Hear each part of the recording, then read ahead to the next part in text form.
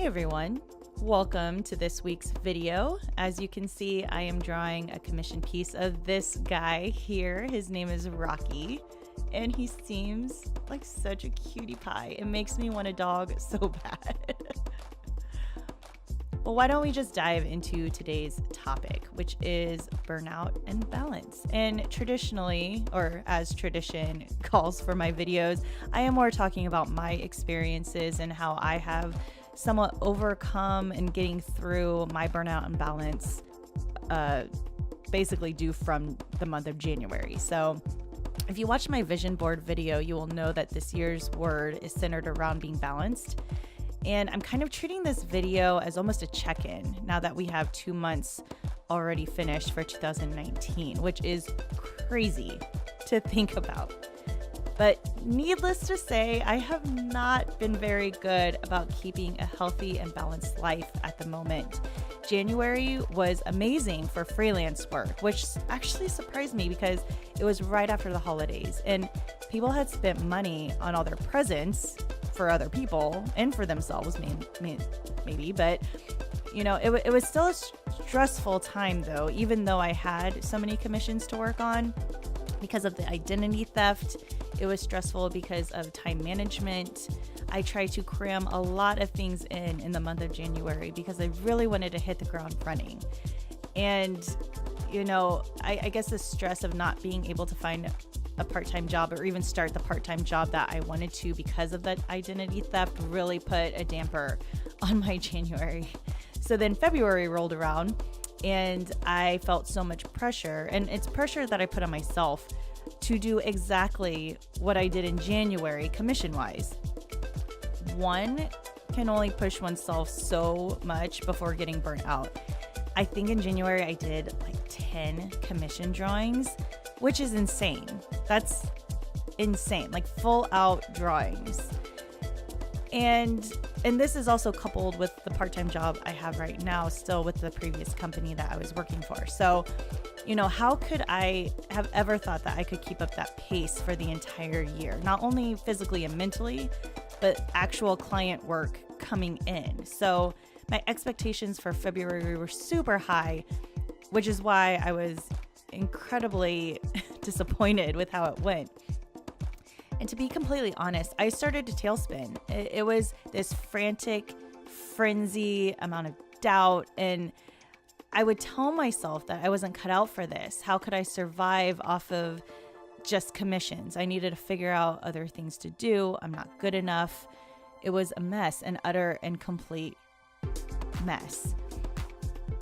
All of this doubt, along with the fact that Abner and I are moving apartments soon, as well as this upcoming time period is going to be my last trip for my part-time job, which I was working at for 10 and a half years. So it's saying goodbye to a lot of people. It's a lot of stress in general that after March, I will not even have this supplemental income. So it's a lot of changes all at once.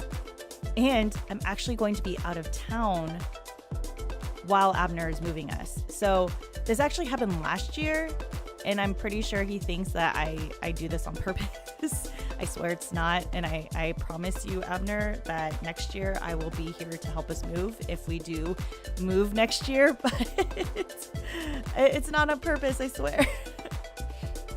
As I was mid-dive, I started looking for jobs in my area, and not even like part-time jobs, but full-time. My panic had made me feel and think that there was no way I could accomplish my goals for this year. And this was just a week ago. It's very odd because the moment Abner and I found the apartment we wanted to live in a couple days ago, I'm actually doing this voiceover at the end of February to give you some context on timing, but you know, it was just a couple days ago, but it felt like a huge weight had been lifted because that's a major change. And for, you know, a huge pillar of your life to not know where you're going to be living, it's very stressful. So that was nice to have that figured out.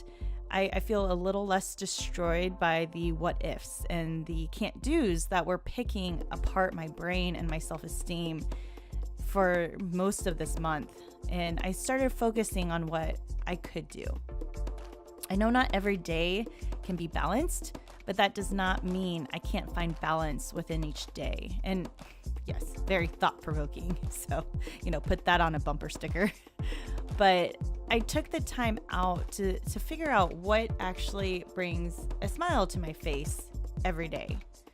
And this could be a very small activity. It could be a joke, like an inside joke. It could be meeting up with friends, whatever. But I took the time to really think about what I do on the daily.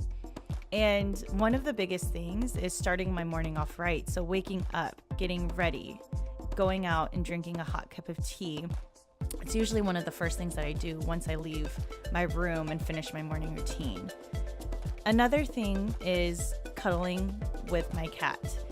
And this is a cat that I've had for almost a decade. He is a huge source of comfort for me and annoyance. He annoys the ever-living crud out of me. But, it's one of those things where he and I have been through thick and thin for the last almost decade. And, he's my bud. And so sometimes just taking some time to hang out with him is awesome.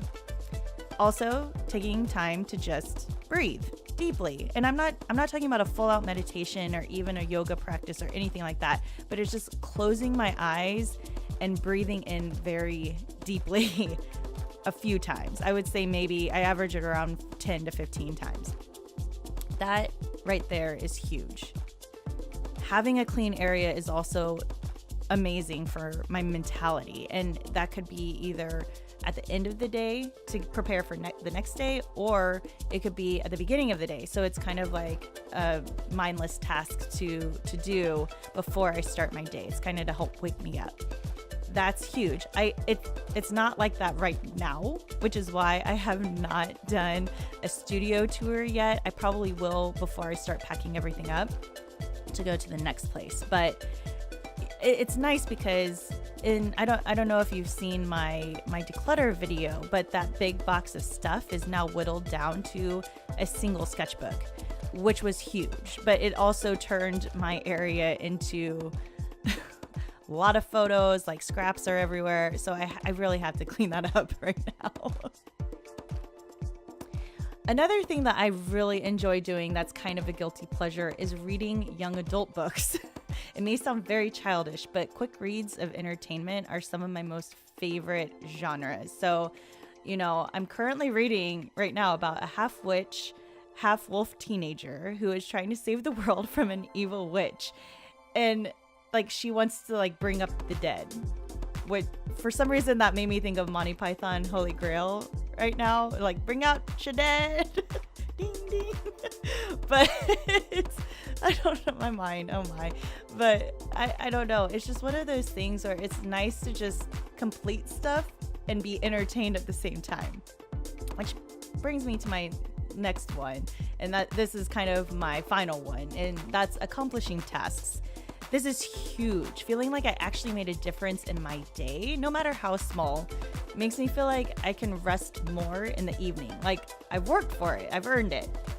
So those are just a few of the things that keep me somewhat sane, sometimes, kind of.